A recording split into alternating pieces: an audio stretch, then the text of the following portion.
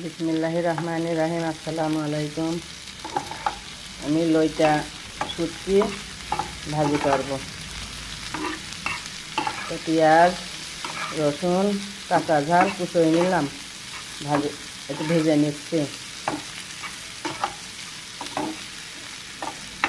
শুটকি মাছে ভাজি করলে এইভাবে কুচোয় দিয়ে রান্না করলে ভালো লাগে।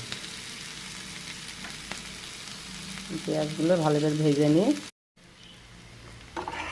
পেঁয়াজ, রসুন, কাঁচা ঝাল ভাজা হয়ে গেছে। এবার আমি গুঁড়ো মশলাগুলো, এই যে সব রকম মশলা দিয়ে দিলাম, লবণ দিয়ে ভালো করে ভেজে নেব।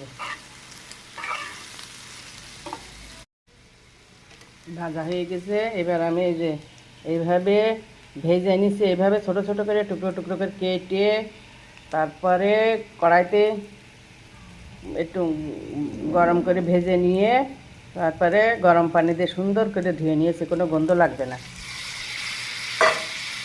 এবার আমি এইভাবে ভাজি করবো।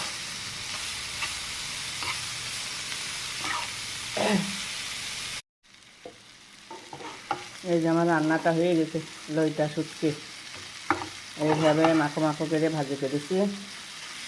রান্নাটা কেমন হলো সবাই একটু কমেন্টে জানাবেন। সবাই একটু লাইক কমেন্ট শেয়ার করবেন। ইউটিউবে আমার একটা চ্যানেল আছে শান্তাস মিনি কিচেন বলে, জন্য নতুন যারা দেখবেন তারা একটু সাবস্ক্রাইব করে দেবেন পরবর্তী নোটিফিকেশান পাওয়ার জন্য। আল্লাহ হাফেজ।